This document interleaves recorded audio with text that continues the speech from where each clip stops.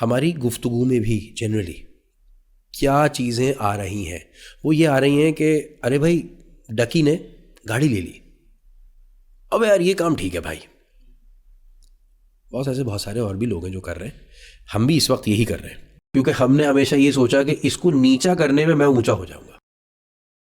And the comparisons also came because हमारी societal structure ये था कि इसके पास ये वाली घड़ी है तो मैं भी ये घड़ी ले लूँ चाहिए। मेरे भाई तुम्हारे बेडरूम में कौन घुस के पूछ रहा है कितने इंच का टीवी है? मैं अगर ये मंजन बेचना शुरू कर दूं कि भाई ये सप्लीमेंट लो, तो लोग दूसरा सवाल नहीं करेंगे मुझसे, फ़ौरन खरीदेंगे। फात भाई ने कहा 4 स्पॉन्सर आ जाएंगे कि भैया हमारा वाला बेच दो। बिल्कुल ऐसे ही है। लेकिन अगर मैं ये बोलूँ कि देखें इसकी ज़रूरत नहीं है, आप तो बोलेंगे यार ये पकाता है, किसी और से बात करो। मेरी शादी जब हुई आज से 16.5 साल पहले, तो सबसे पहले छूटते साथ ये था कि बॉस झींगे रखें। अगर झींगे रखें तो ये एक बड़ा टिक मार्क लगा कि पार्टी ने खर्चा किया है। अब यार हमारे तो मेहमान नवाजी नहीं की। अच्छा, जब आपने कुत्ते जैसा मुंह बनाना ही था वापसी में, या आपने नाराज़गी होनी थी, और ऐसी कोई शादी नहीं है जहाँ पे कोई नाराज़ ना हो, तो मेरे भाई जब सड़े हुए मुंह देखना ही है तो यार खर्चा करके क्यों सड़ा हुआ मुंह देखना आपने?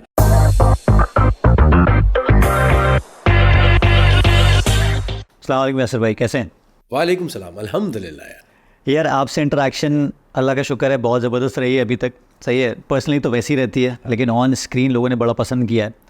और हाँ बड़े कंट्रोवर्शियल व्यूज़ भी होते हैं आपके, लेकिन वो हाजमा लोगों का कुछ का ख़राब हो जाता है तो गालियाँ देते हैं, और बहुत से लोग हज़म करते हैं, वो हमारी ऑडियंस है। और जिसके लिए मैंने बेसिकली आपको बार बार इसलिए ज़हमत देता हूँ कि you need to talk more about these things. Thank you यार, इट्स ऑलवेज अ प्लेजर। हाँ, हमारे साथ मसला सारा ये है कि हम वो रोल प्ले करना चाहते हैं कि क्लास में कुछ लोग बैठे हुए हैं और सब एक सवाल करना चाहते हैं।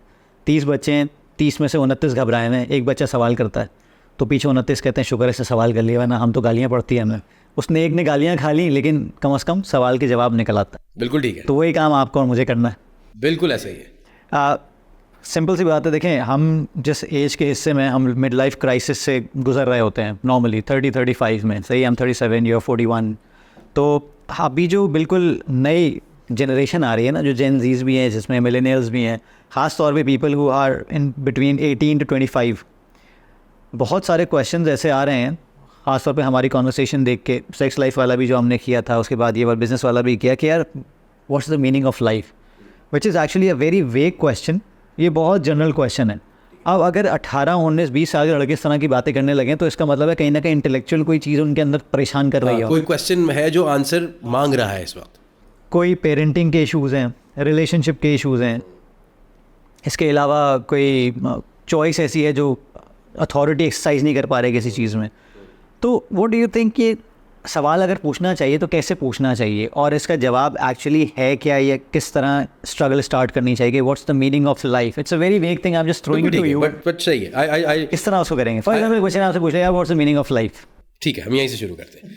देखिए भाई, एक बड़ा पुराना माकूला है कि यू ओनली लिव वंस। मैं इससे अग्री नहीं करता। मैं कहता हूँ कि एंड इसका जो काउंटर आर्ग्यूमेंट है वो ये है कि you only die once, you live every day. सही है। The meaning of life is to translate every day and every moment into an experience that you will be able to cherish once it's over, an experience that will, जो आपको grow कराएगा, जो आपको सिखाएगा, जो आपको लर्न कराएगा, और वो कोई ऐसी चीज़ आपको दे जाएगा। नाउ हम इसमें 2 क्वेश्चंस होते हैं कि क्या ये एक्सपीरियंस खुद से होगा या ये मैं क्रिएट करूँगा, या वो जो हो रहा है उस एक्सपीरियंस को मैं कैसे ट्रांसलेट करूँगा। ये 3 अलग अलग बातें हैं। अब हम बात करते हैं 18 से 20-25 साल की बात है। देखिए इस वक्त का जो मुझे ऐसा लगता है, मैं 18 साल का तो हूँ नहीं अभी, लेकिन कभी तो था।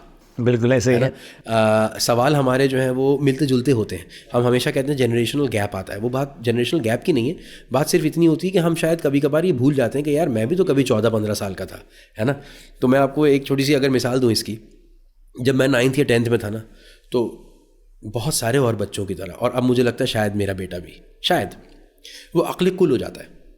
उसको ये लगता है कि बॉस मुझे पता है। हाँ, अब्बा भी ज़्यादा लगने लगता है। अरे इनको क्या पता है यार, इनको आता क्या भाई, ये तो नीम गंजा आदमी, ये आउटडेटेड आदमी है, इसको ये फेसबुक की फलाने फीचर तो पता ही नहीं इसको ये वाला ढिमकाना मोबाइल के बारे में मालूमात क्या है जो ये अब मुझे ये डिक्टेट कर रहा है। नाउ द डिफरेंस इज, और इस बार इत्तफाक ऐसा हुआ कि एक दिन जो है वो बहुत ज़माने के बाद मैंने अपने बेटे को डांटा। मैंने उसको कहा, मैंने कहा बात सुनो ज़रा। कहना जी। मैंने कहा ये तुमने क्या चूचू लगा रखी है भाई, क्या हो गया आपको? कहना बाबा ये ले समझते नहीं है यार, आप भी नहीं समझ रहे हैं ये वो। मैंने कहा बात सुनो 1 मिनट, इन्फॉर्मेशन एक चीज़ होती है, नॉलेज दूसरी चीज़ होती है और विजडम तीसरी चीज़ होती है बेटा। इन्फॉर्मेशन ये है कि मिसाल के तौर पर ट्विटर एक्स हो गया, नॉलेज ये है कि मैं इस पे कैसे पोस्ट करूं और मैं कैसे इस पे अपने फॉलोइंग या गैदरिंग को बढ़ाऊं। विजडम ये है कि how can I use this now new medium to my advantage rather than this medium using me as a data set. This is the difference. ठीक है, नाउ ये ऐसा नहीं कि तीनों साइलोज में ऑपरेट करते हैं, but now coming back to the first question कि आखिर ज़िंदगी का मकसद क्या है, what is the meaning of life. The meaning of life is exactly what you want to define it to be. देखें, the meaning of life can be growth, the meaning of life can be sacrifice, the meaning of life can be utter and total bliss and enjoyment, and the meaning of life can be utter disappointment. ये depend करता है कि आप उस वक्त अपने अंदर जहन में क्या ट्रांसलेट करते हैं। तो एक 14 साल के बच्चे को जो ये कन्फ्यूजन है वो इसलिए है कि वो एक रोलर कोस्टर पर बैठा हुआ है, और उसकी रोलर कोस्टर का प्रॉब्लम ये है कि वो हर थोड़ी देर बाद एक हार्मोनल स्पाइक आता है और वो गुस्सा हो जाता है, फिर एक हार्मोनल स्पाइक आता है तो उसको अशमारा या सुमैया या सुकैना पसंद आनी शुरू हो जाती है और वो बावला हो जाता है उसके प्यार में। उसको लगता है कि बस यही है दुनिया का आखिरी प्यार, इससे पहले किसी ने नहीं किया, इसके बाद किसी ने नहीं किया। हालांकि 8 अरब इंसान ऐसे ही किसी प्यार की वजह से पैदा हुए और हुए चले जा रहे हैं। बिल्कुल ऐसे ही हज़ारों साल से हो रहे हैं। और मेरी वाली अलग है और मेरी वाली अलग है। देखें भाई, ऐसा कुछ नहीं होता, सबकी वाली सबका वाला 1920 होता है। ठीक है ना। अब उसमें ज़ाहिर है कुछ बेहतर है, कुछ ज़्यादा बेहतर है, कुछ ज़रा कम बेहतर है, लेकिन बाय डिफ़ॉल्ट हमारे चैलेंजेस एक ही रहे हैं। सिंगल चैलेंज पहला कि मुझे समझ नहीं रहा कोई। This is a parenting issue. I was on vacation कुछ अरसे पहले और मैं एक मैक्सिकन फैमिली से मिला। उसका फादर जो था, जो मतलब कहने के मेरा जो काउंटर पार्ट था, जो मैक्सिकन काउंटर पार्ट था, उसका नाम होसे है। होसे मुझसे 4 साल बड़ा था है और एक इंतहाई शानदार वो मुझे सबक सिखा गया। यार उसने अपनी 18 साल की बेटी के साथ वैसी पार्टी की है जैसे आप अपनी गर्लफ्रेंड के साथ नहीं कर सकते। वो उसको क्लबिंग भी लेकर गया, वो उसके साथ डांस भी कर रहा था। ऐसे डांस नहीं कर रहा था कि जैसे हमने बेटियों के साथ। उसने कहा कि आपको घूमना है बेटा, मैं घुमाऊंगा आपको। वो बाप, माँ और बेटी मेरे और मेरी बेगम के साथ निकले और वो गए, उन्होंने डांस भी किया, उन्होंने गाने भी सुने, हमने गाने साथ गाए भी, हम घूमे भी, फिरे भी, खाए भी, पिया भी, सब कुछ किया। Now my point is, how many fathers do this? बेटा ये नहीं करो, बेटा वो नहीं करो, बेटा ऐसे नहीं पहनो, बेटा वैसे नहीं पहनो, बेटा ये नहीं करो। और वो क्या कहती फिर आखिर में वो कहती कि मेरे अब्बा आउटडेटेड हैं, इनको फैशन का कोई सेंस नहीं है, इनको पता नहीं है कि आज मेरे दोस्तों की क्या चीज़ें हैं, क्या मामलात हैं। वो अपने 12 साल के बेटे के साथ वो प्रैंक्स कर रहा था कि जो शायद मैं और आप तकरीबन हम उम्र होने के बावजूद नहीं करते शायद। और वो हमें दिखा रहा था कि यार एक दफ़ा ना, मिसाल के तौर पे जब कोविड हुआ तो उन्होंने एक टिकटॉक बनाई। वो टिकटॉक ये बनाई कि यही वाली बेटी जो है वो, इसके 5 बच्चे हैं, बड़ी बेटी 22 साल की है और जो सबसे छोटा है ये 12 साल का था। उसने एक बेटी को फ्रिज के अंदर बंद कर दिया और बेटे को जा बोला कि बेटा ज़रा पानी तो ले आओ। अच्छा, बेटी भी 10 मिनट तक फ्रिज के अंदर बंद रही, सारे ट्रैक वैक निकाले, सारा कुछ किया। और यह कहीं टिकटॉक पे मिल भी जाएगा, कोई 8.5 लाख फॉलोअर भी हैं इस फैमिली के भाई। कोविड के दिनों में इन्होंने ये बड़ी मस्तियाँ की। बहरहाल रात के 12 बजे जब वो बच्चा नीचे उतरा है, सिर्फ शॉर्ट्स पहना हुआ, और उसने दरवाज़ा खोला है तो उसकी बहन अंदर से एक वीडियो बना रही थी और उसने एक चीख मारी। इसने चीख जो मारी तो अपने भाई का जो शक्ल इसने कैप्चर की है, खुदा की कसम ऐसा था कि जैसे उसने मलिकुल मौत देख लिया। और इन्होंने एडिट वेडिट किया। वो नाराज़ हुआ, बहुत नाराज़ हुआ ना शुरू में। अब की बार कुछ अर्सा गुजर चुका था, उन्होंने हमें दिखाया कि यार ये देख हमारे ये सुपर हिट ये टिकटॉक बनाई थी हमने देखा, हम भी बहुत हंसे। वो बच्चा साथ बैठा हुआ था, वो भी हंस रहा था। मेरी लर्निंग क्या थी इसमें? देखिए, हम कहते हैं कि हम अपने बेटों के, अपने बच्चियों के दोस्त हैं, लेकिन क्या हम दोस्त हैं या हम वो वाला दोस्त हैं जो एक सड़ा हुआ दोस्त होता है? क्या हम प्रैंक्स करते हैं अपने बच्चों के साथ? हम ना लेक्चर देते हैं और हम कहते हैं बेटा आप मुझे कुछ भी बता सकते हैं। बॉस जब लेक्चर दोगे तो वो कुछ भी नहीं बताएगा, वो बोलेगा इस आदमी को ना लेक्चर ही आता है। तो इसको मैं जब मुझे लेक्चर सुनने का टाइम आएगा तो मैं चला जाऊंगा, या मैंने कोई ऐसी कोई तकरीर करनी होगी तो मैं चला जाऊंगा इसके पास। क्योंकि ये you can't have it both ways कि मैं दोस्त भी हूँ और मैं चिल भी करूँगा। सही, आप वो समझदार दोस्त हो सकते हैं लेकिन हर वक्त समझदार दोस्त नहीं हो सकते। कभी उसके वाकई उसके लेवल पर आके तो सोचे ना यार, क्योंकि हमने हमेशा क्या सीखा है कि अगले के लेवल पर आओ तो हम या तो लुल्लू पुल्लू चुच्चू पिच्चू कर रहे होते हैं उसको, और या फिर ऐसा कर देते हैं कि जैसे वो मेरे अब्बा है कि 74 साल का एक आदमी जिसको दुनिया का बेशतर चीज़ों का मालूमात ज़्यादा है मुझसे, you can't have it both ways. This is the problem. ज़िंदगी का मकसद क्या है? उसका अपना जहन और जिस्म ये कह रहा है कि मैंने मॉल जाना है, मैंने शॉपिंग करनी है, मैंने नए मोबाइल्स चेक करने हैं, मैंने नई घड़ियों की शॉपिंग करनी है, शायद मुझे कोई एक आधी को बच्चा कोई भी अच्छा भी लग जाए, ये वाली चीज़ें करनी है. और हम क्या कह रहे हैं? यार ये तो बकवास हो गई, तो फलाना हो गया. तो भाई चले जाओ उसके साथ. घड़ियाँ देखना चाह रहा है, देख लो. ये नेचुरल चीज़ें हैं जो उसकी डेवलपमेंट के लिए भी ज़रूरी हैं. ये कर लो और उसके बाद बोलो चल पार्टनर चलते हैं यार. कभी टेबल टेनिस खेल लो अपने बच्चे के साथ, कभी स्विमिंग करते हुए धक्का दे दो ना उसको, कभी बॉल मारो ना उसके. सही बात. आप समझ रहे? हम कहते ओए चोट ना लग जाए. अरे क्या चोट ना लग जाए? क्यों चोट लग जाएगी यार इसको? हैं? तो अगेन, अगर दोस्त बनना है ना तो फिर दोस्त बनो यार उसके, ताकि उसको ज़िंदगी का मकसद फिर तुम समझा सको. अभी वो कुछ कह रहा है, आप कुछ कह रहे हैं, दादा कुछ कह रहे हैं, दोस्त कुछ और कह रहे हैं, किताब में कुछ और लिखा है, टीवी पे कुछ और दिख रहा है, कुछ नहीं समझ में आ रहा कि ज़िंदगी का मकसद क्या है. Again coming back, your reality is how you design it. तो हमने ना बचपन में बढ़ते हुए बॉर्डर पार की बहुत फिल्में देखी. उस वक्त ना ज़िंदगी का एक ही मकसद लगता था कि यार शादी हो जाए ना अगर पार्टनर, क्योंकि फिल्म वहाँ ख़त्म हो जाती है. उसके बाद तो happily ever after, happily ever after, सब ठीक हो जाएगा, है ना. असल स्टोरी वहाँ से शुरू होती है खाली. क्योंकि अगर आपने 25 साल की उम्र में शादी कर ली, एक एवरेज पकड़ लेते हैं, तो शुरू के 10 साल तो आपको यही नहीं पता था कि बेर का है. तो बेर ढूंढेंगे तो पता चलेगा ना कि आखिर डिज़ाइन क्या है. तो पहले तो बेर ढूंढने में 10 साल लग गए कि अच्छा कोई बेर भी होती है. फिर आप देखेंगे कि बेर के, तो शुरू के 15 साल तो आपकी बस ये 15 साल थे ज़िंदगी के, जिसमें आपको समझ में नहीं आ रहा था. 25 साल की उम्र में शादी हो गई, तो ये टोटल पैच तो इतना ही हुआ ना भाई, जिसमें से एक्चुअली जो रोमांस था वो शायद 1.5-2 साल का था. मंगेतर थी, निकाह हुआ था, गर्लफ्रेंड थी, जो भी था 5 साल का होगा. बाकी पूरी ज़िंदगी यानी 25 से लेकर, अगर हम एक एवरेज ज़िंदगी 60 साल की लगा लेते हैं पाकिस्तान, तो 35 साल हैं अगले उसकी स्टोरी की तरह. और वही सारी स्टोरी का मीट है. बिल्कुल ऐसे ही है ना. और वो तो डिपिक्ट ही नहीं किया जा रहा कहीं भी, नहीं, हमें वो दिखाया नहीं जा रहा कहीं भी. अच्छा, वो दिखा क्या रहे हैं हम? वो कंक्लूड हो जाता है वहाँ पे सब कुछ. ये फिल्मों में, ड्रामों में हम क्या दिखाते हैं? ये पिट गई, ये रुल गई, शादी के बाद क्या होता है? अरे शिट हो गई यार, ज़िंदगी तबाह हो गई इसकी. तो सुमैया अशफाक के साथ भाग गई. अशफाक जो है वो शकूर के चक्कर में था, शकूर पैसे लेके भाग गया, उसका चाचा ने फ्रॉड कर दिया, चाचा की बीवी जो है वो मामू के भाई के साथ लग गई. पता नहीं क्या हो रहा है वहाँ पे. मीडिया के इन्फ्लुएंसेस हैं. मुसलसल नेगेटिव आपको ये बताया जा रहा है कि जी पाकिस्तान एक नाजुक मोड़ पे है, डॉलर इतने का हो गया, पेट्रोल की प्राइसेस इतनी हो गई, बिजली के नर्ख इतने बढ़ गए, गैस के मसले ये चल रहे हैं, पीक आवर्स ये हैं, अब्बा कह रहे हैं बेटा ख़र्चा कम कर लो, अम्मी कह रही हैं भाई मैं कहाँ से कम कर दूँ, and so on and so forth. तो ज़िंदगी का मकसद है क्या? पाकिस्तानी एवरेज फैमिली के लिए ज़िंदगी का मकसद बन गया सर्वाइवल. बिल्कुल, कि मैं कैसे महीने के आखिर में बस जलील ना हूँ. सही कह रहा. हाउएवर ज़िंदगी का ये मकसद तो कभी भी नहीं था ना. ज़िंदगी तो जीने का नाम है. हम ना मौत के डर से जीना भूल गए. प्रॉब्लम ये है. इसमें थोड़ा सा एक इशू ये आता है कि ज़्यादातर जो मसले हो रहे हैं ना वो कंपैरिजन ड्रॉ करने से हो रहे हैं.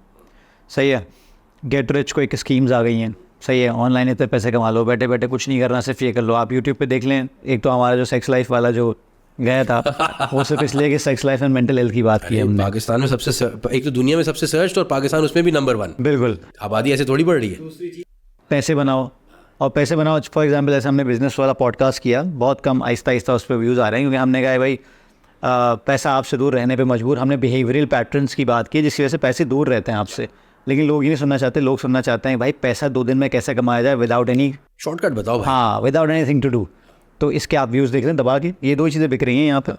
इसीलिए कंपैरिजन ड्रॉ हो रहे हैं. देखो वो कितना कमा रहा है, वो कितना. फिर हमारे इन्फ्लुएंसर्स शाहिद अनवर जैसे जो बार बार गरीबों कह के आपकी सबकी लिए जा रहे हैं. सही है, पूरे सोशल मीडिया पे. तो यहाँ पे बेसिकली ये हो रहा है कि यार वो इतना कमा रहा है, मैं इतना नहीं कमा रहा. और एक और वेव आई हुई है जो बेसिकली ऑनलाइन कमाना सिखाने से इतना कमा रहे हैं जितना वो ऑनलाइन वाकई नहीं कमा रहा है. ये बात सही है. मेजॉरिटी लोग, those who can't do teach. तो ये सारी जो चीज़ है ना, ये कंपैरिजन से ड्रॉ हो रहे हैं. मेरे ख्याल से ये कंट्रीब्यूट कर रहा है इनकी जो थॉट प्रोसेस है. क्योंकि अच्छे खासे बच्चे ये बोलते हैं कि यार वो कुछ बोल रहा है, वो कुछ बोल रहा है, मैं करूँ तो करूँ क्या. देखें इसमें ना ज़रा शुरू से आते हैं हम अगर कभी गौर करें तो हमारे जो अगेन मैं फिर वही मैं ना इल्ज़ाम नहीं देना चाहता, लेकिन हमारे सोसाइटल एक कॉन्स्ट्रक्ट है जैसे कि हर दुनिया में होता है. सोसाइटल कॉन्स्ट्रक्ट हमारी ये कह रही है कि फ़हद को ये बताया जा रहा है ये देखो ये है फलाना, ये है अशफाक, ये फर्स्ट आ रहा है क्लास में, तुम क्या कर रहे हो नालायक। यार फहद का कंपटीशन अशफाक से क्यों करा दिया आपने, पहली बात। फिर दूसरी बात, आपने उसको ये नहीं बताया कि देखो बेटा ये आदतें हैं जो हम अगर अडॉप्ट करेंगे तो हम भी जीत सकते हैं। हमने उसको लान तान कर दी।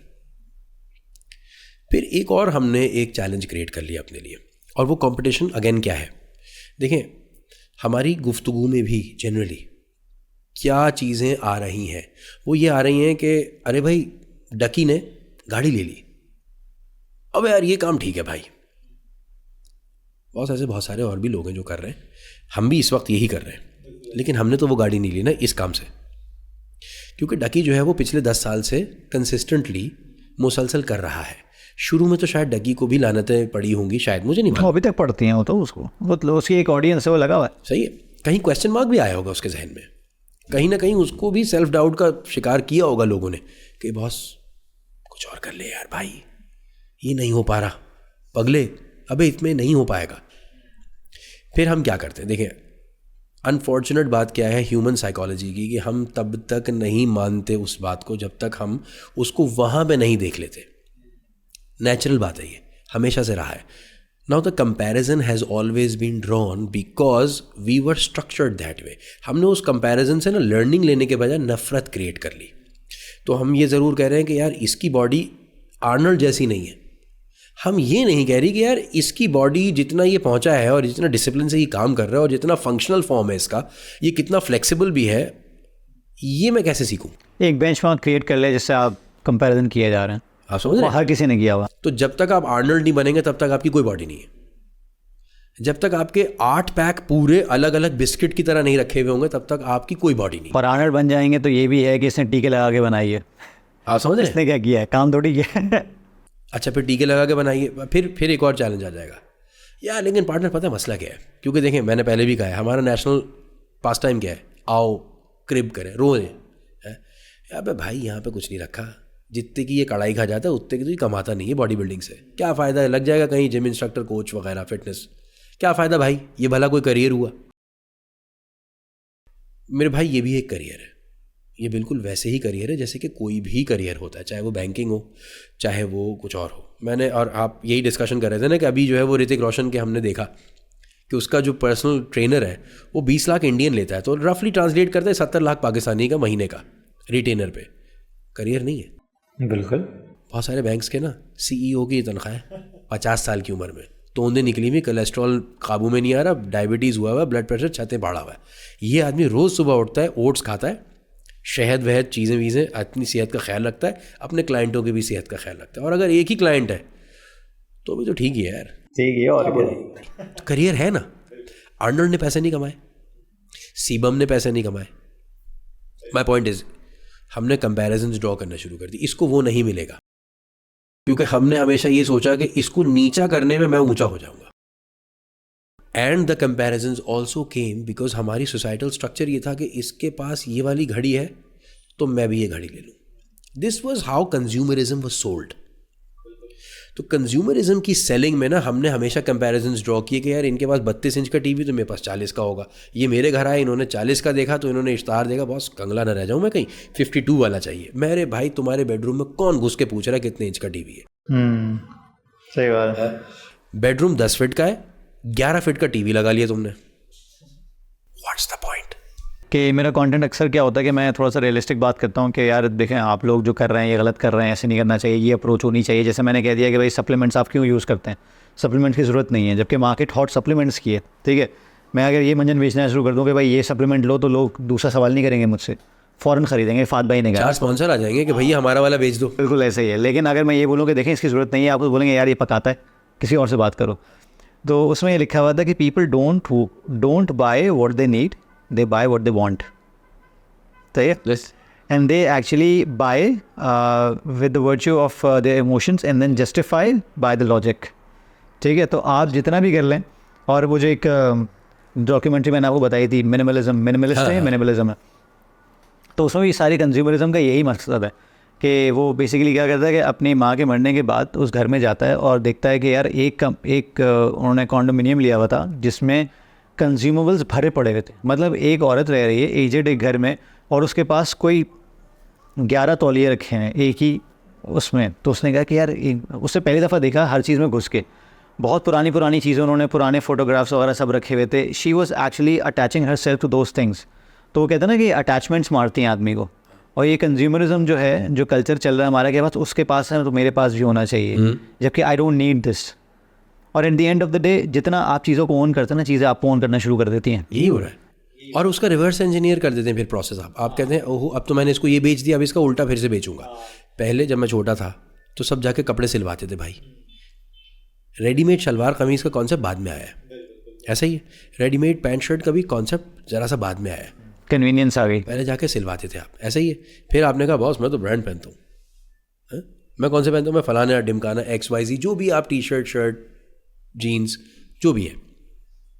अब क्या हुआ दुनिया को, अब उन्होंने कहा भाई जान हर मॉल में तो ब्रांड्स हैं, ऐसा करोगे कुछ महंगा कर दो। टेलर कैसे खुद बनवाओगे, बिस्पोक है, क्योंकि अब टेलर्स ने कहा यार अच्छा हमारी दुकान बंद करोगे बॉस, हमने एक नया लफ्ज़ सीखा है बिस्पोक, है ना, specially tailored for you, made to order है, हैंडमेड तब कहाँ था 25 साल पहले। आप कह रहे थे यार वो प्रिसीजन नहीं आ रही पार्टनर, मशीन से बनाऊंगा। 25 साल के बाद जब सब मशीनें बनाने लग गई तो आपने बोला अब क्या बेचूं इसको, वापस आ जाओ फिर से वही बेचते हैं। बड़ी ज़बरदस्त बात आपने की। कुछ दिन पहले एक मीम देख रहा था मैं कि एक बंदा पहले बैठा हुआ था कि उसके पास ना ईमेल आती है, उसके पास बहुत बड़ा स्टैक है मेल्स का, फिजिकल मेल्स का, वो रखी हुई है, और उसके कंप्यूटर पे ईमेल आती है, एक पॉपअप होता है, तो वो इतना खुश होता है ईमेल आई है, सही है। अब क्या होता है कि अब ईमेल इनबॉक्स भरा पड़ा हुआ है, हाँ। और अगर एक ख़त आ जाता है ना, है ख़त है, देखो ये क्या चीज़ है, ऐसे ही है ना। तो आपको वो चाहिए ना जो आपको मिल नहीं रहा, कुछ नया चाहिए, कुछ डिफरेंट चाहिए, तबीयत है, ये मिजाज है, और ये इट्स ओके। अब देखें उस मिजाज में डिफरेंट और नया मैं कहाँ से ढूंढूं। डिफरेंट और नए में मैंने रेस लगा ली। आप आज भी गौर करें तो हमारे यहाँ ना रेस लगी हुई होती, किस बात की, बहुत औकात। शादी में चले जाए, मेहर की अनाउंसमेंट होगी, क्यों? फिर बहुत सी मेरी फैमिली में इंक्लूडेड, मुझे नहीं पता और किसी के होता नहीं होता, मैं अपनी बात कर लेता हूँ, जो आपने ज्वेलरी दी होती है दिखाई जाती है भाई, वो डिस्प्ले किया जाता है कि ये लड़के वालों ने भिजवाया है, उससे कुछ कहते हैं ना, कुछ बरी कहलाती है, तो बरी सजाई जाती है, दिखाई जाती है खानदान वालों को। वाकई दिस इज रिडिकुलस। मुझे पता है ना, मुझे नहीं पता और जगह होता नहीं होता, लेकिन मैं अपनी बात कर लेता हूँ। नहीं होता, मैंने भी देखा। ठीक है भाई, अच्छा फिर ये 7 जोड़े जाएंगे, 11 जोड़े जाएंगे, 21 जोड़े जाएंगे, इतने तोले सोना होगा, इतना फलाना होगा, 2 टीवी होंगे, 4 फ्रिज होंगे, बेडरूम सेट कहाँ का होगा, किसने डिक्टेट किए? यार देखें हमने ना अपने लिए खुद ही मुश्किलात पैदा। सही बात। मैंने ना कुछ अर्से पहले अपने वालिद साहब से पूछा, मैंने कहा यार एक बात सुने, मेरी शादी जब हुई आज से 16.5 साल पहले, तो सबसे पहले छूटते साथ ये था कि बहुत झींगे रखें, अगर झींगे रखें तो ये एक बड़ा टिक मार्क लगा कि पार्टी ने खर्चा किया है। अच्छा फिश भी है, ओके, 1.5 टिक लगाया आप, ठीक हो गया। फिर आप आएंगे चावल में, मटन में, चिकन में, बीफ में, किस में, इसमें उसमें। यार मेरे भाई मुझे एक बात बताएं, ये किसने पैमाना सेट किया कि मैं आपको क्या खाने में खिलाऊंगा? इस बात पे आप खुश होंगे, क्योंकि 9 टाइम्स आउट ऑफ 10 मेरी शादी में भी ये हुआ है कि बहुत सारे, और मैं खुदा की कसम खा के बताऊं, झींगे वो जो बच जाते हैं वो केटरिंग वाला आपको दे देता है ना, कुछ उसके अपने लोग खा लेते हैं, कुछ वो अपने लिए रखता होगा, कुछ वो आपको दे भी देता है। कोई 12, 14, 15 किलो झींगे बने हुए मैं घर लेकर आया हूँ, लेकिन उसके बावजूद वहाँ पे बेशतर ऐसे लोग, बहुत सारे ऐसे लोग थे जो कह रहे हैं झींगे थे ही नहीं, कहाँ थे झींगे? अब यार हमारे तो मेहमान नवाजी नहीं की। अच्छा जब आपने कुत्ते जैसा मुंह बनाना ही था वापसी में, या आपने नाराज़गी होनी थी, और ऐसी कोई शादी नहीं है जहाँ पे कोई नाराज़ ना हो, किसी भी कम्युनिटी में, किसी भी जगह अगर ये कोई कह रहा है ना तो उस तक खबर नहीं पहुँची, बस उस बेचारे को खबर नहीं मिली, कोई ना कोई मुंह बुलाया गया था क्योंकि उसके साथ कोई गलती या ज़्यादती या मिसहैप हो गया गरीब के साथ। तो मेरे भाई जब सड़े हुए मुँह देखने ही है तो यार खर्चा करके क्यों सड़ा हुआ मुँह देखना आपने, और उस चीज़ पे खर्चा कर दिया जिस पे you can not satisfy everyone, never, कभी भी नहीं कर सकते। किसी को यूरिक एसिड का मसला हो गया, अबे यार फिश कहाँ रख ली, यार अबे यार पिस्ते कहाँ रख ली, कोई कह रहा है यार गुलाब जामुन होती तो बात थी। पार्टनर ये तो आप शादियों की बात कर रहे हैं, मैयतों भी नहीं छोड़ते लोग। आप देखें भाई, मैं एक ऐसी मैयत पे गया हूँ जहाँ पे जूस सर्व हुआ है, फ्रेश जूस, काउंटर लगा हुआ है। अच्छा, आप जाएंगे काउंटर पे, भाई ज़रा नीला वाला बनाना प्लीज़, नीला वाला बना है और वो दिया गया है। मैं ऐसी मैयत पे गया हूँ, खुद गया हूँ, बताते खुद, सुनी सुनाई बात नहीं। रेस लगी हुई थी कि कहीं ऐसा ना हो कि किसी को लग जाए कि कोई गरीब आदमी मरा है। कैसे हम बताएं कि कितना बड़ा आदमी था।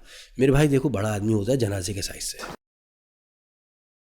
आप मेरी बात समझ रहे हैं। और ऐसा नहीं कि उसके जनाजे पे नहीं था जिसकी मैं बात कर रहा हूँ, खुदा की कसम सबको पता था ये बहुत बड़ा आदमी, बहुत ज़बरदस्त आदमी है, बहुत हरदिल अजीज़ शख्स है ये करने की ज़रूरत नहीं थी हमें। लेकिन अनफॉर्चुनेट बात ये हो गई है कि हमारे माशरे में रेस ये लग गई है। तो सच्ची बात बताऊँ, सोशल प्रेशर बाहर से नहीं है, कोई कहता थोड़ी है आपसे, क्योंकि अगेन वो हमारी प्रोजेक्शन है ये, क्योंकि मैं ऐसा सोचता हूँ ना, तो मुझे लगता है आप भी ऐसे ही सोच रहे हैं। मैं आपको एक एक्चुअल, खुदा की कसम मेरे साथ ही हुआ है। मेरे नाना मरहूम का इंतकाल हो गया और मेरे नाना के 22 बच्चे, मेरी वालदा समेत 22 औलाद है मेरे नाना की। तो जाहिर है कि जब किसी के वालिद का इंतकाल होता है तो सब उसके जानने वाले आ जाते हैं, तो फिर उसकी बेगम के भी जानने वाले आते हैं, फिर उसके नवासे के भी जानने वाले आते हैं, सो ऑन एंड सो फोर्थ। तो ये बहुत सारे लोग जमा हो गए थे।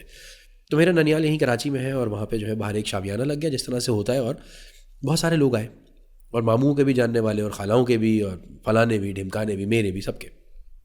एक पॉइंट आया जहाँ पे मुझे ये अंदाज़ा हुआ कि यार ये बेचारे केटरिंग वाले ना सर्विस चला नहीं पा रहे। खाना तो है लेकिन क्योंकि लोग माशाल्लाह ज़्यादा हैं जो जनाजे से आ रहे हैं, तो हमें हाथ बटा लेना चाहिए। तो मैंने एक आधे अपने कज़न से कहा, मैंने कहा राजा हम इनका हाथ बटाते हैं ना। तो मैं देख पे खड़ा हुआ था और मैं तसले भर रहा था, और मेरा जो दूसरा छोटा कज़न है, तो 3, वो ऐसे करके हमने चेन बना ली एक। तो एक हमारे रिश्तेदार आए टहलते हुए। अब आप सोचें कि उन्होंने कहा क्या। अब्बा कहते थे हम मेरे नाना मरहूम को। बोटिया के बारे में बात की नहीं, उन्होंने कहा यार यासिर। मैंने कहा जी, नाम नहीं लूँगा, बुरी सी बात है। उन्होंने कहा यार माशाल्लाह से शादी का सा समय है। मैंने कहा वाह, एक आदमी मर गया और आप इस बात पे खुश हो रहे हैं कि कितनी रौनक लगी हुई है, मज़ा आ रहा है, रौनकें हैं, लोग एंजॉय कर रहे हैं, बिरयानियाँ चल रही हैं, रायते हो रहे हैं। काश कि कहीं हम जर्दा रख लेते इसमें, है एक आधा मीठा भी हो ही जाता जब इतना बड़ा ओकेजन हमने कर लिया था, और बच्ची भी रुखसत कर देते शायद, और पता नहीं सालगिरह भी मना लेते। यू सी, हमने ना अपनी इनसिक्योरिटीज़ को प्रोजेक्ट करके सोसाइटी पे इल्ज़ाम दे दिया। फ़हद मुझे एक बात बताएं, आपको आपकी हमारी मुलाकात को कुछ टाइम हो गया, अब साल 1.5 साल हो गए, 2 साल हो गए। मैं अगर आपके घर आऊँगा या आप मेरे घर आएंगे तो मुझे पता है कि आपके घर में कितना बड़ा टीवी लगा हुआ है। नहीं, क्या मुझे या आपको कभी इस बात से फ़र्क पड़ेगा कि यार आपकी गाड़ी में एसी चल रहा है या नहीं चल रहा? नहीं, कभी नहीं। ये आपका मसला है बॉस। हाँ, है क्या मुझे ये पता चलेगा कभी भी कि आपके वॉशरूम में कितना महंगा वाला कुछ भी लगा हुआ है, शावर या बल्ब या फलाना या ढिमकाना, कुछ पता चलेगा मुझे? नहीं भाई, नहीं ना। तो भाई फिर ये किसने तारी कर दिया आप पे? आपने ये कैसे गेज कर लिया कि भाई यार मैं यासिर के पास गया था, उसके पास ना मसलन X इंच का टीवी है, यार मेरे पास X+1 होना चाहिए। ये हमने खुद अपने ऊपर मुसल्लत कर लिया। ये कंपटीशन जो था ना, देखिए हेल्दी कंपटीशन ज़रूर होना चाहिए था। हम ये कहते कि यार इसको कितना टाइम लगा है बॉडी बनाने में। भाई फ़हद तो पिछले X कितने साल, 5 साल से कर रहे होंगे, मिसाल है 6 साल से कर रहे होंगे। यार फ़हद ने 6 साल में यहाँ तक पहुँचा है। Okay, how can I reach this faster? क्योंकि शुरू में शायद फ़हद ने गलतियाँ की होंगी, उन गलतियों से सीख लूँ। मैं उन गलतियों से सीख लेता हूँ। आप समझ रहे हैं? जो हम बुक्स पढ़ते हैं, जो बायोग्राफीज़ हैं, सारे भंड है ना सबके। ऐसे ही है फॉर ना? एग्जाम्पल शू डॉग लिखी फिल नाइट ने नाइकी के उसके बारे में, पूरे जर्नी के बारे में। तो जितने भंड ने सारे बताएं जी, जितनी स्ट्रगल्स ने बताई हैं, केस स्टडीज़ हैं। वो नहीं हम कर रहे, थोड़ा सा ये गलत हो गया। वो असल में we actually run after the contraptions of success. जो दिख रहा है ना, जो आइसबर्ग के बाद जो आइसबर्ग पानी से ऊपर दिख रहा है कि यार उसके पास अच्छी गाड़ी, ये सब कुछ है, नीचे की स्ट्रगल तो आप काउंट आउट कर दो ना। नहीं वो आराम का पैसा है इसके और पास, मुझे डायरेक्ट पहुंचना उधर, और उसके पास पैसा है तो आराम का पैसा है। जी जी जी, मतलब मैंने ये बचपन से सुना है भाई हाँ, कि यार डिफेंस में घर अब हलाल पैसों में कब बातें कर रहे हैं यार, स्मगलर होंगे। मेरा अब्बा स्मगलर नहीं भाई, मेरे अब्बा का कोई 2 नंबर काम नहीं है, ना मेरा कोई 2 नंबर काम है, ना हमें कोई हीरोइन पाउडर वगैरह का काम करना आता है, ना करना है इंशाल्लाह। बट द पॉइंट इज़ कि आपने या तो एक्सक्यूजेस दे दिए और या तो आपने वो सीखा नहीं। तो हम ना मॉडलिंग पे बिलीव नहीं करते। इवन दो अगर आप इसको एक्चुअली देखें तो हमारा मज़हब खूबसूरत मज़हब है। हमारा मज़हब ने हमें क्या सिखाया? मज़हब ने तो हमें ये सिखाया था कि बॉस मैंने आपको, मेरे रब ने हमें बेहतरीन मिसाल दी थी, चाहे वो बिज़नेस के हवाले से हो, पर्सनल हो, इमोशनल हो, पॉलिटिकल हो, एजुकेशनल हो, एकेडमिक हो, किसी भी हवाले से मेरे नबी से अच्छा कुछ नहीं बनाया गया है। इसको मॉडल कर लो बस, और उसको एक प्रॉपर तरीके से बताया गया, दिखाया गया, सिखाया गया, और फिर ये बता दिया गया कि इनकी पैरवी करो तो इसको सुन्नत कहते हैं। तो कैसे खाना है, कैसे पीना है, कैसे लोगों से बर्ताव करना है, क्या क्या चीज़ें सीखनी है और क्या क्या चीज़ें नहीं सीखनी है।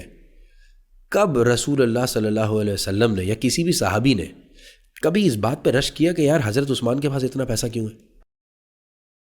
बताएं आप। हज़रत अबू बकर, आपको ये वाक़या याद होगा ना कि जब चंदा मांगा गया था जंग के लिए, तो हज़रत उस्मान ने ये सोचा कि यार इस बार मैं कुछ पॉइंट्स जमा करूँगा बॉस, ब्राउनी पॉइंट्स लूँगा, अच्छी बात है। तो वो अपने घर का आधा सामान लेके पहुँच गए हैं। अच्छा याद रहे, एक बड़े रिच फैमिली और ख़ानदान की बात हो रही है, तो वो आधा सामान बहुत सारा होगा बिल्कुल। और हज़रत अबू बकर के पास इतने वसाइल नहीं थे माली तौर पे, वो अपने घर का सारा सामान लेके पहुँच गए। तो वो अगर एब्सोल्यूट टर्म्स में देखा जाए तो वो शायद कम होगा हज़रत उस्मान से, है ना। जीता कौन? हज़रत उस्मान ने खुद कहा कि यार अबू बकर आप आज फिर जीत गए, स्पिरिट में जीत गया। बात ये है, आप मेरी बात समझ रहे, ये स्पिरिट में जीतना था भाई। कितना कंट्रीब्यूट कर रहे हो, कितना लेके नहीं बैठ रहे हो। एक बात फिर ये सीखने वाली बात थी कि यार मैं किसको मॉडल करूं, चाहे वो कारोबारी एतबार से हो, चाहे वो पर्सनल एतबार से हो, वो बीवी से रवैया हो, या वो किसी भी तरीके से हो। इल्म हासिल करने के लिए आप जाके एक गार जो दूर है, मैं गया तो नहीं हूँ लेकिन मैंने सुना है कि उसको चढ़ना एक टास्क है। गारे हिरा तक चढ़ना एक मेहनती टास्क है, ऐसे नहीं है कि बस ये तो रहा, खासी चढ़ाई है, फिजिकल लेबर है बहुत, फिजिकली एक चैलेंजिंग टास्क होती है वो। ठीक है, उस वक्त के अरब के लिए इतनी मुश्किल नहीं होगी, लेकिन बहरहाल आसान भी तो हो सकती थी। वो ये भी तो सोच सकते थे कि यार मैं घर में पर्दा डाल के मैं कर लूँगा यार इबादत, लेकिन उन्होंने कहा नहीं, मैं ज़रा दूर जाता हूँ, क्योंकि नो पेन नो गेन वाला कॉन्सेप्ट था कि मैं ज़रा सा दूर जाता हूँ, ज़रा मुशक्क़त करूँगा। फिर कह दिया कि चीन चले जाओ तालीम हासिल करने के लिए, और हम क्या कर रहे हैं, हम कह रहे हैं भाईजान कुछ भी करके क्लास बंक कर लूँ यार, मैं टुल्ला मार लूँ, आज ऑफिस का 40 छुट्टियाँ हैं मेरे पास, छोड़ो यार। तो करोगे क्या छुट्टी करके? अरे सोऊंगा, आज नेटफ्लिक्स देखूंगा भाई, है फिल्में देखूंगा, गाने सुनूंगा, टाइम ज़ाया करूंगा रज के। सही बात है। तो भाई फिर कंपैरिजन फिर ये ना करूं कि यार इसके पास ये क्यों है और मेरे पास क्यों नहीं है, क्योंकि ये शायद अपना टाइम यूटिलाइज कर रहा है और मैं जो हूँ वो नहीं कर रहा, तो लिहाजा I don't deserve to be in this race. लेकिन ये माइंडसेट तब आएगा जब हम खुद ऑडिट करेंगे अपने टाइम को। अच्छा, एक चीज़ जो मुझे बड़ा परेशान करती है और जो हमारी ऑडियंस को परेशान करती है वो ये है कि सेल्फ मेड बिलियनियर्स की बात बहुत ज़्यादा की जाती है कि यार जो भी बिलियनियर्स हैं बड़े बड़े नाम फेंके जाते हैं and they are self made billionaires. तो क्या वाकई सेल्फ मेड जैसी कोई चीज़ है दुनिया में? क्योंकि सेल्फ मेड का मतलब तो ये है कि किसी की भी हेल्प नहीं ली उस बंदे ने, जो कुछ खड़ा किया है बिजनेस वो अपने बलबूते पे खड़ा किया है। It can never happen in my opinion. Okay, देखें हम ना सेल्फ मेड को ये क्वालिफाई कर देते हैं एक सेकंड के लिए कि व्हाट इज़ सेल्फ मेड।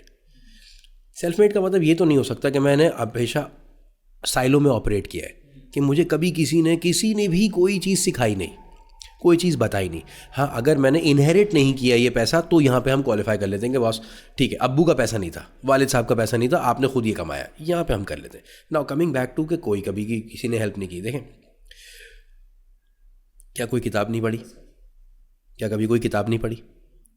क्या कभी कोई ऐसा शख्स नहीं मिला जिसने मेंटोर किया हो? क्या कभी कोई ऐसा स्पॉन्सर नहीं मिला जिसने ये नहीं कहा हो कि ये थोड़ा सा डायरेक्शन सही कर लो ठीक हो जाएगा? क्या कभी कोई ऐसा क्लाइंट या कोई ऐसा कोच या कोई ऐसा मेंटोर नहीं मिला जिसने आपको ये मशवरा ना दिया हो, जो कहीं ना कहीं कोई ना कोई क्लिक कर गया हो, या कोई फिल्म ऐसी ना देखी हो, कोई लाइन ऐसी ना सुनी हो, कोई दोस्त ऐसा ना मिला हो? ऐसा होता नहीं। और अगर क्लाइंट और कस्टमर भी है तो वो भी तो आपको पे कर रहा है, आपकी हेल्प कर रहा है ना आपको ग्रो करने में, तो आप खुद कैसे ग्रो कर सकते? चलें इसकी एक छोटी सी मिसाल और ले लेते हैं, बड़ी एक कॉन्ट्रोवर्शियल मिसाल देने जा रहा हूँ बट दे देता हूँ, ठीक हो गया मेरे भाई। नबियों को भी ना इल्हाम होते थे, पैगाम भेजे जाते थे, उनको खुद से कुछ नहीं, डिवाइन इंटरवेंशन होती थी। तो रब कुछ बताता था किसी फरिश्ते के थ्रू, किसी ख्वाब के थ्रू, या किसी पैगाम के तरीक़े की डिलीवरी के थ्रू। ऐसा ही है। तो आप क्या समझ रहे हैं कि हम उनसे ऊपर हैं? ऐसा हो नहीं सकता। Someone somewhere somehow has influenced everyone, and that is कि हमारा रिज़ल्ट आया है। तो वो रिज़ल्ट जो हम प्रोड्यूस हुए हैं आज तक का, अगर मेरा तकरीबन 42 साल का रिज़ल्ट है, तो वो रिज़ल्ट इसलिए है कि कभी मुझे कोई दोस्त ने कुछ कहा था, मेरी टीचर ने कुछ कहा था, मेरे वालिद ने कुछ सिखाया, मैंने अपने बच्चों से कुछ सीखा, and so on and so forth. तो आज ये टोटल जो सम है वो मैं हूँ। अब आप इसको कह लेंगे यार बिलियनियर्स कैसे बनते हैं, तो हमने ना हमेशा से ये सुना है कि 90% या बेशतर बिलियनियर्स रीड करते हैं, और ये फिक्शन नहीं पढ़ते वो कि जी नैन्सी ड्रू और फलाने, मतलब ठीक है वो बच्चे पढ़ते हैं, अच्छी बात है, वो सारे सेल्फ हेल्प बुक्स पढ़ते हैं, वो पढ़ते हैं एटॉमिक हैबिट्स, वो पढ़ते हैं 7 habits of highly effective people, वो पढ़ते हैं think and grow rich, and so on and so fourth, वो सारे सेल्फ हेल्प बुक्स पढ़ते हैं मुसलसल।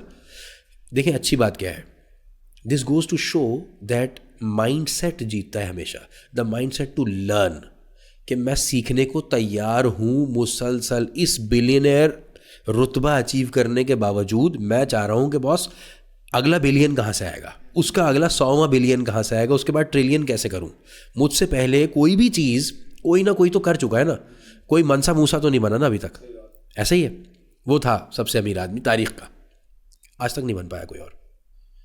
टेक्नोलॉजी, चीज़ें, ग्लोबल सब कुछ हो गया, लेकिन मनसा मूसा जितना पैसा करीब भी कोई नहीं आ सका आज। Something was missing, maybe we should study that. क्या किया उसने ऐसा है? हज़रत सुलेमान को जितना अल्लाह ने नवाजा in terms of all the things that he could do, चाहे वो लिंग्विस्टिक्स थे जिसकी वजह से वो हवाओं से और जिनों से और चीज़ों से बातें कर लिया करते थे, या वो ख़जाने थे जो हज़रत सुलेमान के डिस्पोजल पे थे, हमने नहीं स्टडी किया भाई है। तो अगर हम ये पढ़ना शुरू कर देंगे तो हमें ये राज कहीं ना कहीं 100 में से अगर एक भी पता चल गया तो हम नेक्स्ट स्टेप पे तो चले जाएंगे, फिर उसके बाद कुछ आगे, फिर कुछ आगे। अब नाउ द प्रॉब्लम इज़, देखें हमारा जो माइंडसेट यूजुअली मुझे नज़र आता है ना, वो ये होता है कि हम अक्ल कुल हैं। अब यार ये क्या सिखाएगा मुझे, ये तो छोटा है, ये तो काला है, ये पीला है, ये गंजा है, ये घने बाल वाला है, ये मोटा है, ये पतला है, लंबा है, ये छोटा है, and so on and so forth.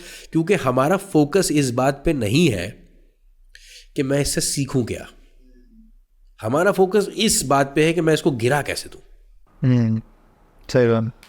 तो हमारे देखें एंटरप्रेन्योर हूँ ना, तो बहुत सारे ऐसे दोस्त हैं हमारे जिनको ना कोट्स लिखने का बड़ा शौक़ है, और वो लिखते हैं नौकरी में रहते हुए ना, ओ भाई जैक मा ने ये कहा है एंटरप्रेन्योरशिप के बारे में, और यूँ ये होता है एंटरप्रेन्योर, ये यूँ होता है एंटरप्रेन्योर, और ये यूँ होता है। ऐसे बहुत सारे दोस्त हैं, वो नौकरी पे होते हैं भाई है। अच्छा वो पढ़ ज़रूर रही है सारी बातें, लेकिन बॉस तो देखें इक्वेशन कंप्लीट कैसे होती है, knowledge is not power, action plus knowledge is power. सही है ना, because knowledge is only potential power. तो हम क्या करते हैं, हम जो है ना वो किताब पढ़ लेते हैं, जो पढ़ भी लेते हैं, फिर हम कहते हैं इसको अप्लाई नहीं करूँगा मैं।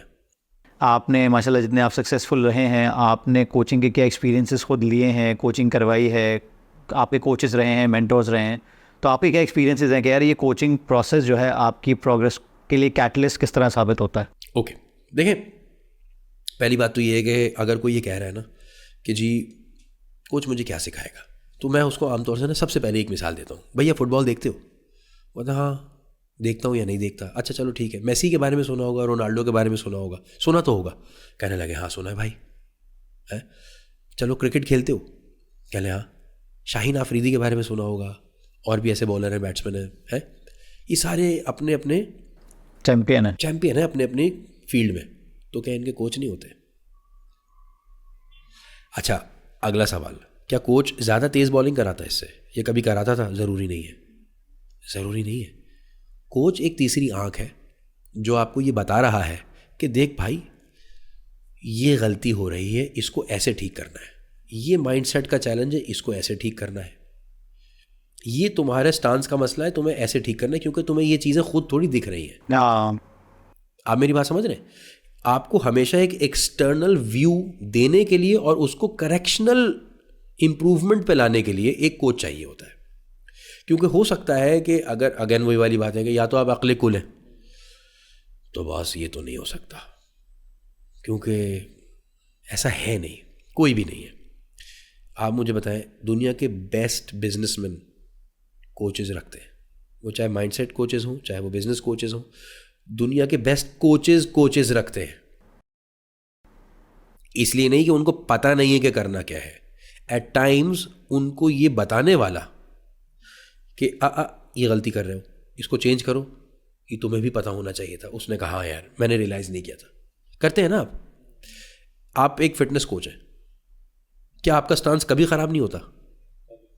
होता है।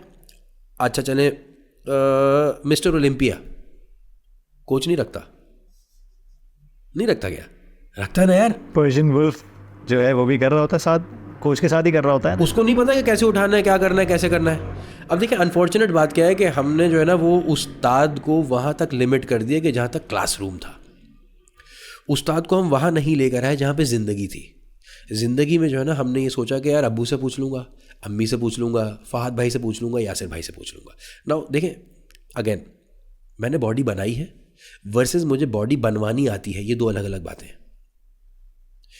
मेरी बॉडी हो सकती है लेकिन मुझे बनवानी नहीं आती।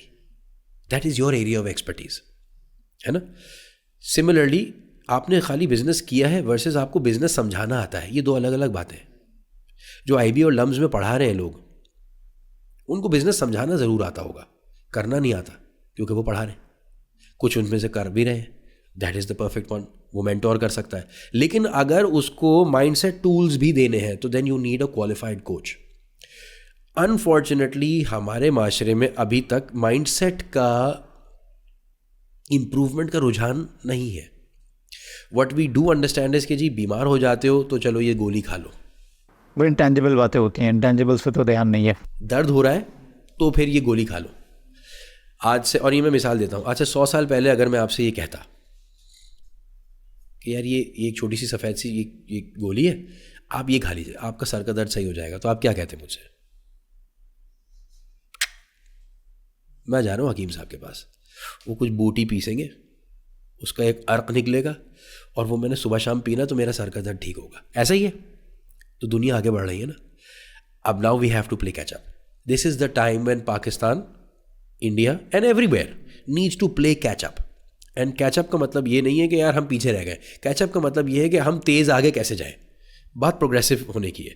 सो if you want to progress, if you want to become better, then stop cribbing and stop finding excuses for not becoming better. कि आप इल्ज़ाम दे देंगे यार पाकिस्तान में ये मसले हैं और दुबई में ये मसले हैं और फलानी जगह के ये मसले हैं। बस ये मसले छोड़ दें यार एक मिनट के लिए। बहुत मसले तो हमेशा से थे, हैं। जब पैगंबर आए तो भी मसले थे, जब बिजनेस स्टार्ट हुए तो भी मसले थे। मुझे अच्छी तरह से याद है जब मैं छोटा सा बच्चा था और मुझे किसी ने कहा कि यार पानी बिकता है, तो मैंने कहा तो नलके में आता है, तो मैं ख़रीदूंगा क्यों। समवन समवेयर डिसाइडेड कि मैं बेच दूंगा बॉस,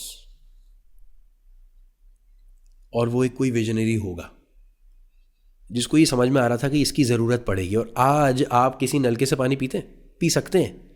नहीं पीते, पीने ही नहीं देंगे आप अपने आप को। आप कहेंगे भाई बॉटल नहीं है पानी की, मैं अच्छा रुक जाता हूँ, हाँ यार फलानी ब्रांड या ढिमकानी ब्रांड, लेकिन मैं रुक जाता हूँ बॉस, मैं नहीं पीऊँगा, मेरा पेट चल जाएगा। So this need was created because we understood it later. अब आप कहेंगे यार पहले भी तो मतलब पहले बीमार नहीं हो रहे थे लोग। बॉस ये बीमार हो रहे थे लोग, टीबी से भी मर रहे थे लोग, बस पता नहीं था।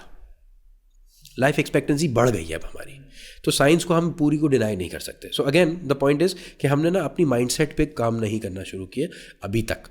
बेशतर औकात हम ये कह रहे हैं भाईजान 2 और 2 5 होते हैं, कोई एंग्जाइटी होती है, अब ऐसे ही होता है भाई, अब यार ऐसे ही होता है। तो वहाँ ऐसा ही होता है। पिछले 8000 साल से बच्चे अस्तबलों में भी पैदा हो रहे थे भाई, ऐसा ही हो रहा था। जंगलों में भी पैदा हो रहे थे, घरों पे भी दाइयाँ आके पैदा कर रही थी, ऐसे ही हो रहा था।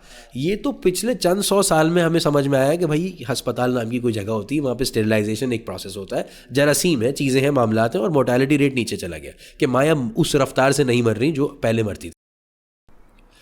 तो बेहतरी आई ना ज़िंदगी में, लॉन्जेविटी आई ना ज़िंदगी में। अब लोगों की माएँ चाइल्ड बर्थ को ज़्यादा सर्वाइव करती है, and so on and so forth. So now this is the time when mindset is going to change. हमारी इस बार मुलाकात हुई टर्की में एक 5 टाइम वर्ल्ड चैम्पियन के साथ, motorcycle super sport world champion है वो।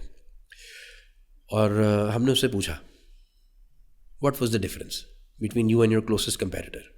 उसका जवाब पता क्या था? कहने बॉस कभी ना मेरा पैकेज अच्छा नहीं था क्योंकि मेरी बाइक उसकी जितनी तेज़ भी नहीं थी, कभी मेरा क्रू भी इतना अच्छा शायद नहीं था कि उनको देर लग रही थी और वो ज़रा 0.1 सेकंड तेज़ था, कभी मौसम मेरे ख़िलाफ़ था। एक चीज़ थी और वो था मेरा माइंडसेट। 5 दफ़ा का वर्ल्ड चैम्पियन है यार, उसने झक तो नहीं मारी। सो नाउ अगेन उसने हमसे बोला कि यार मिल के कुछ करते, माइंडसेट के ऊपर काम करते।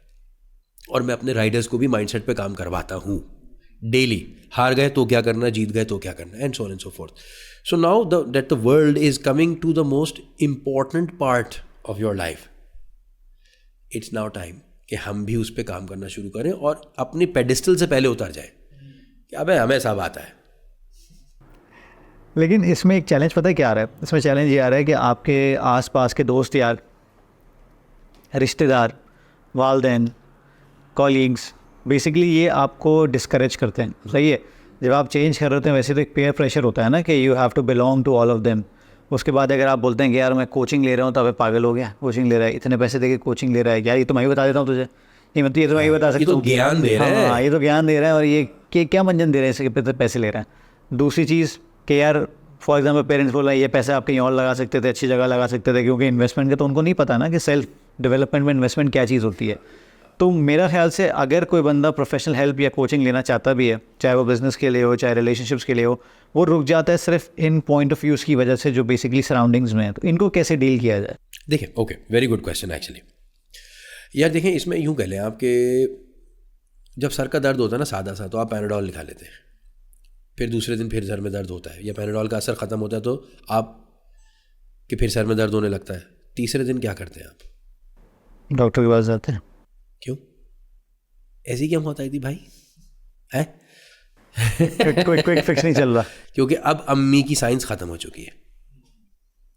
सो मेरी इल्तमास सबसे एक बड़ी सिंपल सी है कि यार बॉस, एक कागज़ लेके बैठते हैं और ये हम देखते हैं कि यार अभी तक जो लोग मुझे जो मशवरे दे रहे हैं वो मुझे कहाँ तक लेकर आए, और इन्हीं मशवरों पे चल के ये खुद कहाँ तक पहुँचे. चाहे उसमें आपके दोस्त हों, चाहे पेरेंट्स हों, चाहे सिबलिंग्स हों, कोई चाहे टीचर्स हों. है. मैं कुछ प्रोडक्शन का भी काम करता हूँ, तो हमारी एक हीरोइन है बड़ी मकबूल मशहूर, मैं उनका नाम नहीं लूँगा, बुरी सी बात है, खासी बड़ी. तो मैंने उनसे एक दिन पूछा, मैंने कहा पहले शुरू में क्या हुआ था? कहले मैं तो जी वो कंपटीशन से आई थी ना, वो एक कंपटीशन हुआ था किसी ब्रांड ने कराया था तो वहाँ पे मैं जीत गई थी. तो मैंने कहा अब कभी स्कूल जाती हूँ तो क्या होता है? कहले पहले वही टीचर है ना जो मुझे यूं करने पे ना लान तान करती थी, आज वो कहती है देखो ये हमारी स्टूडेंट है, ये हमारी स्टूडेंट है. तो मैंने कहा फिर क्या हुआ? तो देखें बात क्या है, बात ये है कि बॉस, सही आदमी सही मशवरा दे सकता है आपको. तो आपको अगर स्किन की प्रॉब्लम है तो आप क्या दांतों के डॉक्टर के पास जाएंगे और आप बोलें यार ये भी तो डॉक्टर है? भाई आपके अब्बा भी तजर्बेकार है. बिल्कुल है. देखिए ऐसा है, मेरे वालिद साहब के बाल नहीं है तो मैं बालों के लिए मशवरा अपने वालिद साहब से नहीं लूँगा. ऐसा नहीं कि उनको पता नहीं है चीज़ों का, लेकिन मैं किससे, देखें ना, हमें ये समझना होगा कि मैं किससे किस बारे में मशवरा लूँ. वो मुझे ज़िंदगी के बारे में, हर पहलू के बारे में बहुत कुछ विजडम दे सकते हैं, लेकिन अगर मुझे इंटरनेट के ऊपर कोई प्रॉब्लम आ गई और मैं बोलूँ यार ये कहाँ से होता है, तो फिर मैं अपने वालिद के पास नहीं जाता, फिर मैं और मेरे वालिद मेरे बेटे के पास जाते हैं, क्योंकि इस चीज़ में वो हमसे माहिर है ना. इसलिए नहीं कि वो इस जनरेशन का, इसलिए क्योंकि इसका एक्सपोजर उस काम में ज़्यादा है. तो उसका दादा और उसका बाप दोनों उसके पास जाते हैं और कहते हैं बेटा अब्दुल्ला ये ज़रा देखो ना क्या हो रहा है इसका. वो कहते हैं अरे बाबा ओहो आपको तो यही नहीं आता, ये देखें ये हो गया, इतनी देर की बात थी. और मैं और दादा बैठे हुए 1.5 घंटे से सर गुजारे होते हैं कि इसका क्या करना क्या है, ये क्या हो गया हमारे साथ, ये कैसे हो गया भाई, इसका हल नहीं है. So you have to understand कि boss, right person for the right job. हमने सोचा कि जी ज़िंदगी में तरक्की करना है तो किससे पूछूं? क्या आपकी वालदा एक हार्ड निगोशिएटर है या वो एक अच्छी माँ है? हो सकता है वो दोनों हो, लेकिन अगर वो अच्छी माँ है और वो हार्ड निगोशिएटर नहीं, तो फिर निगोशिएशन में क्यों नहीं लेके जा रहे उनको? हैं? ग्रैंड कार्डोन की एक वो बात याद आई मुझे. वो बोलता है कि मुझे बेसिकली अपने करियर का ब्रेक जब मिलना शुरू हुआ, जब मैंने अपने आप को घर से बाहर निकाला. होता क्या था कि मैं कोई भी एक अचीवमेंट करता, मैं अपनी माँ को आगे बताता था कि ये काम कर दिया मैंने. माँ बोलती थी तू कितना प्यारा बच्चा है, तू जैसा भी है बेहतरीन है, चांद है, हाँ ज़बरदस्त है, तू इतनी मेहनत ना भी कर, कोई मसला नहीं है. तो वो कहता है कि मुझे अच्छा लगता था. सही है, ऐसा है, मेरी माँ मुझे प्राउड फील कर रही है, सब कुछ है. 2 दफ़ा 3 दफ़ा 4 दफ़ा और उसके बाद ना ये थोड़ा सा मुझे खलने लगा कि यार मतलब हर चीज़ ठीक क्यों है मेरी. हाँ, मुझे समझ में नहीं आ रहा. फिर 2-3 लोगों से मुलाकात हुई जिन्होंने मुझे बेसिकली लूप होल्स आइडेंटिफाई किए कि यार तो इस पर खुश हो रहा है, इतना कुछ हो सकता है. हाँ. तो जाहिर है वो एक्सपीरियंस मेरी माँ का नहीं था. सही, वो जाहिर है घरेलू औरत थी, मैं उनके पास जाके कर रही है, अच्छी बात. हाँ बिल्कुल. और अगर मैं उसी में कहता हूँ ना कि बास्किंग इन द ग्लोरी, उसी में मैं रहता कि यार सब कुछ तो ठीक है, मेरी माँ मुझसे खुश है, सब कुछ खुश है, तो यार वो तो वैसे ही आपको प्रोटेक्ट करने के लिए पैदा हुई है ना, मतलब आप बेसिकली वो बात तो प्रोटेक्टर वो हैं अजीम शख्स है कि जो हमेशा आपसे खुश है। बिल्कुल हमेशा खुश है, लेकिन कहते हैं ना कि कमीना बनने के लिए कमीनों के साथ रहना पड़ता है सही है, शेरों के साथ रहना पड़ता है शेर बनने के लिए। तो जब मैं बाहर निकला मार्केट में, जब मैं लोगों ने मुझे चैलेंज करना शुरू किया, मार्केट फोर्सेस ने चैलेंज करना शुरू किया, देन आई ग्रीव। उसके बाद से मैंने अपनी अम्मा के पास जाता, लेकिन ये चीज़ें शेयर नहीं करता था, उनसे घरेलू बातें शेयर होती थी, ये नहीं होती थी। भाई आप यूँ देख लें, एयर देखी आपने, माइकल जॉर्डन की कहानी? नहीं यार, देखनी है मुझे। ज़रूर देखें प्लीज़। माइकल जॉर्डन की माँ डिसीजंस ले रही थी, आज भी लेती है। उसकी एक स्पीच आखिर में लगी हुई, 46 साल का हो गया वो उसमें, और वो माइकल जॉर्डन 46 साल की उम्र में रिटायर हुए भी ज़माने हो गए थे, और उसने कहा है कल यार बड़ा पावरफुल वुमन, ये आज भी मुझे सिखा रही है। तो श्योर हो सकता है आपकी अम्मी वो सही निगोशिएटर हों, लेकिन ये प्लीज़ आइडेंटिफाई करें कि क्या वो है या नहीं है। ज़रूरी नहीं है कि हर शख्स के पास हर चीज़ का सलूशन हो। You need to find those people around you जो आपको इनकरेज तो ज़रूर करें, लेकिन आपको ये भी इनकरेज करें सबसे इंपॉर्टेंटली कि सही जगह से हेल्प ले लो बेटा। जब मेडिकल की तैयारी करनी होती है तो आप अकाउंटिंग के टीचर के पास तो नहीं जाते ना भाई कि यार ये भी तो पढ़ा लिखा है, यार सर फलाने हैं, सर बाबर हैं और ये अकाउंट्स पढ़ाते बहुत ज़बरदस्त, तो मैं ना इनसे बायो पढ़ लेता हूँ जाके। करते हो क्या? नहीं करते ना यार। तो भाई डिग्री होती मान लिया, लेकिन किस चीज़ की? तो प्लीज़ ये वाली वो ना करें कि जी बस डिग्री होती है। टीचर होता है, उस्ताद होता है, बड़ा होता है, लेकिन हर चीज़ के लिए हर शख्स के पास हर चीज़ का जवाब नहीं होता। इसीलिए शायद इसीलिए मेरे नबी के पास भी सल्लल्लाहु अलैहि वसल्लम के पास हर तरह का साथी था। एक वो साथी था जिसके बाजू में वो ताकत थी जिसने पूरा खैबर का किले का दरवाज़ा उखाड़ दिया, और एक वो भी साथी था जिसके पास बिजनेस एक्यूमेंट था, जो फाइनेंशियली चीज़ों को मुख्तलिफ तरीके से देखता था, हाँ। और एक वो भी साथी था जो जनरल था, हज़रत Umar, and so on and so forth. तो ये बॉस हमें मिसालें लेनी होंगी। तो क्या वो सिर्फ अपने घर में जाके मशवरा लेते थे? नहीं लेते थे ना, वो right person for the right job ढूंढ लिया करते थे। So again we have to come back and we have to say कि यार आपका भाई, देखिए मेरा भाई बहुत अच्छा ऑर्थोपीडिक सर्जन है, लेकिन मैं दांतों के मसले उसके साथ डिस्कस नहीं करता। वो मेरी साली है डेंटिस्ट, मैं कहता हूँ अबे यार ये दर्द हो रहा है, क्या करना है बेटा? बहुत छोटी है मुझसे, 14 साल छोटी है, लेकिन मैं फ़ोन उसको करता हूँ। हालांकि मैं भी क्वालिफाइड डॉक्टर हूँ। अब मैं अपनी आराम में बैठा रहा हूँ, यार मुझे तो पता है पेन किलर क्या होती है, मैं खा लूँगा। बस तुम्हारा काम नहीं है, तुम उसके पास जाओ, जिसका काम है ना उसको साझे करने दो भाई उसको, please. So coming back, coaching. देखिए भाई, आप पहुँच जाओगे जहाँ पे भी पहुँचना होगा, बहुत तकलीफ भी होगी और बहुत देर भी लगेगी अगर अकेले जाओगे। जब कोई ऐसा होगा ना जिसने ये रास्ता पहले लोगों को पार कराया हुआ है या खुद भी पार किया हुआ है और क्वालिफाइड है वो इस काम के लिए, तो वो क्या करेगा? तो वो आपका आसानी भी पैदा कर देगा और तेज़ी भी पैदा कर देगा। So if you want to go further and you want to go there faster, then you need a coach. If you want to waste time, sure करो, मैंने भी ये गलतियाँ की हैं, आप भी करके देख लें। मेरा मशवरा ये होगा कि यार किसी और की गलती से सीख लो, ये समझदारी की बात है। शायद अगर पहले सीख गया होता तो थोड़ा और आगे जा चुका होता, लेकिन कोई बात नहीं, अब समझ में आई है तो अभी सही। अच्छा, फॉर एग्जांपल आपके पास अगर कोई आपको अप्रोच करे कोचिंग के लिए, so what are the specific areas that you would feel more than happy to help people? जिसमें डेफिनेटली बिजनेस कोचिंग की बात है, रिलेशनशिप कोचिंग हो गई, यूथ के इश्यूज़ हो गए, पेरेंटिंग हो गई, बहुत सारी चीज़ें हैं। Definitely you have been experience in all of them, लेकिन what are the areas that are very closer to your heart के यार इसमें तो this is your jam and you want to help people in this? बिल्कुल ठीक है। अच्छा, ये अच्छा हुआ भाई आपने पूछ लिया, क्योंकि मेरे पास शुरू पहली वाली पॉडकास्ट के बाद कुछ ऐसी क्वेरी ज़रूर आई जिनको मैंने माजरत कर ली कि मैं मतलब इसके लिए मैं आपके लिए दुआ कर सकता हूँ खाली। हाउएवर देखें, I am an entrepreneur, I like to help people who want to become entrepreneurs. लेकिन ये फैसला करके आए, एक्सपेक्टेशन बड़ी सिंपल सी है कि मैं आपको ना आधे रास्ते पे मिलूँगा बॉस, आपको आधे रास्ते की मेहनत खुद भी करनी है।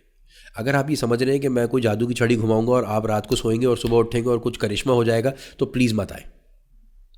करिश्मे करने के लिए यहाँ पे दुनिया में कोई नहीं बैठा हुआ, और अगर आपसे कोई ये वादा कर रहा है और को कह रहा है कि यार बगैर मेहनत किए हुए ये हो जाएगा, तो ऐसा नहीं होगा पार्टनर।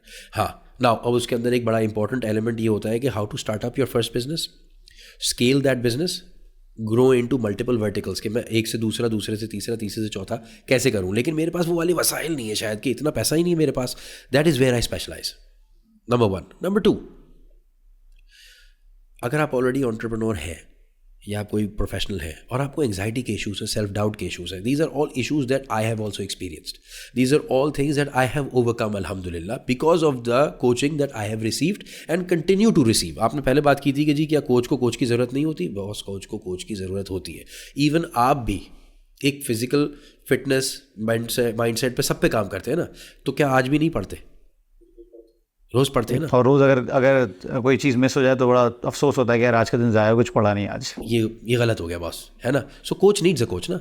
और रोज़ाना कोई नई एक्सरसाइज भी एक्सप्लोर करते होंगे कि यार ये एंगल करूँ तो कैसे होगा, अच्छा मैंने उसको देखा था, हैनी रैमबॉर्ड ने फलाने को ये बताया था, करते हो ना भाई, है ना. So we all constantly keep a track of our own progress and that is why we can keep a track of your progress. तो anxiety, self doubt, confidence की lacking, 9 प्रोफेशनल्स या entrepreneurs out of 10 को सबसे बड़ा challenge क्या आता है, ये मैंने जैक मा के बारे में पढ़ा था और ये एक वाहिद कोट है उसकी जो मेरे दिमाग में फंस गई. उसने कहा जी entrepreneurship is about second guessing yourself half of the time. उस वक्त मैंने सोचा कि अबे हाँ ठीक है यार, इसने कहा तो ठीक ही तो होगा. What I didn't realize is कि इसका कोई सोल्यूशन भी तो होगा ना यार. ऐसा तो नहीं हो सकता कि मैं आधे टाइम यही सोचता रहूँ कि मैंने ठीक किया क्या नहीं किया. तो फिर आधे ही टाइम काम कर रहा हूँ मैं, आधे टाइम मैं उस काम को जज कर रहा हूँ, एंग्जाइटी में अपना टाइम ज़ाया कर रहा हूँ. So I need to change this ताकि एक्सपीरियंट हो जाए ना काम. अरे भाई क्यों, मतलब सोचो ना 12 घंटे काम कर रहा हूँ, 6 घंटे उसमें सोच रहा हूँ कि मैंने गलत क्या किया. अगले 6 घंटे भी गए, रात भी गई, सुबह भी तबाह होकर उठा, परेशान हो गया, ज़िंदगी डीजल हो गई.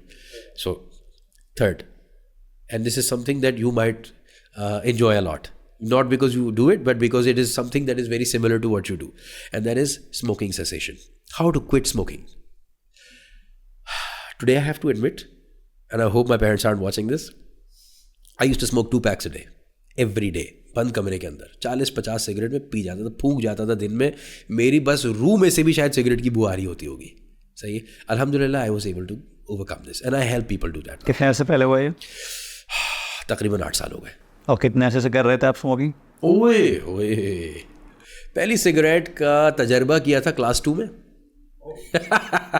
पीनी शुरू नहीं की थी लेकिन तजर्बा किया था कि भाई देखें तो सही आखिर क्या है. सोच के आई थी कि मीठा होगा, इसलिए ये सारे पीते हैं तो मीठा होगा, क्योंकि बच्चे को यही लगता है ना, मीठा है तभी तो कर रहे हैं सारे.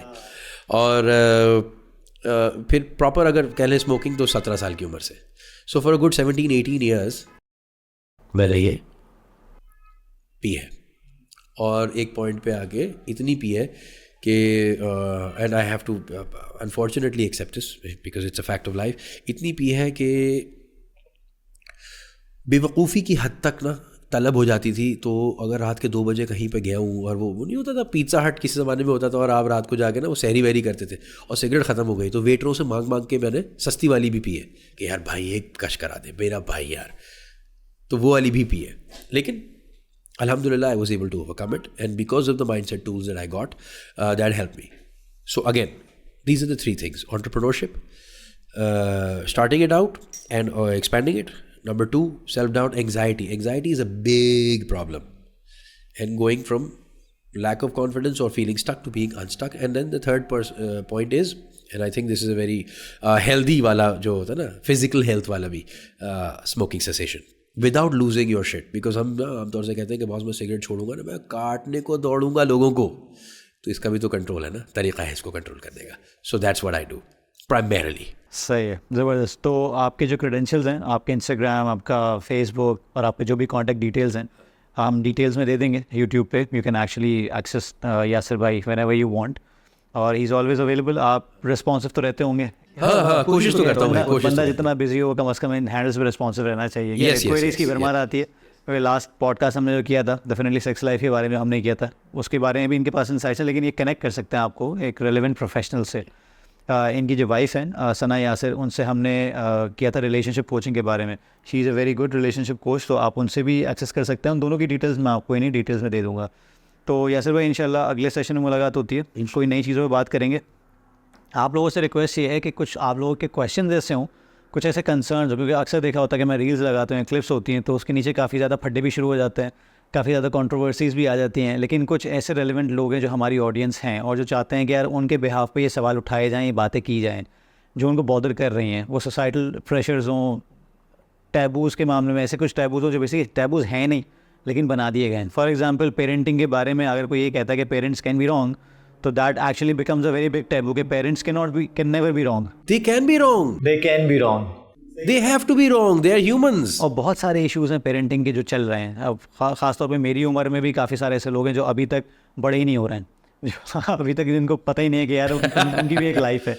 तो बहुत सारे ऐसे इश्यूज़ हैं जिस पे I welcome all of you to quote your questions, to have your input, ताकि हम नेक्स्ट एपिसोड्स में उसको लेकर आएँ। क्योंकि बात सिंपल है कि बेसिकली रीज़न यही है कि हम बेसिकली आपके बिहाफ पे वो बातें करना चाह रहे हैं जो आप नहीं कर पा रहे हैं, ताकि आपको कोई एक हम वेंट कर सकें आपकी तरफ से और आप लोगों को दिखा सकें, रेलेवेंट लोगों से बात कर सकेंगे, यार देखो ये भी एक पर्सपेक्टिव है, ये भी दुनिया में हो रहा है, and we should question these things. तो जुड़े रहिएगा चैनल से, सब्सक्राइब कीजिएगा, वीडियो को लाइक कीजिएगा, शेयर कीजिएगा। मैं और यासिर भाई इंशाल्लाह अगले एपिसोड में दोबारा हाजिर होंगे। खुदा हाफिज़।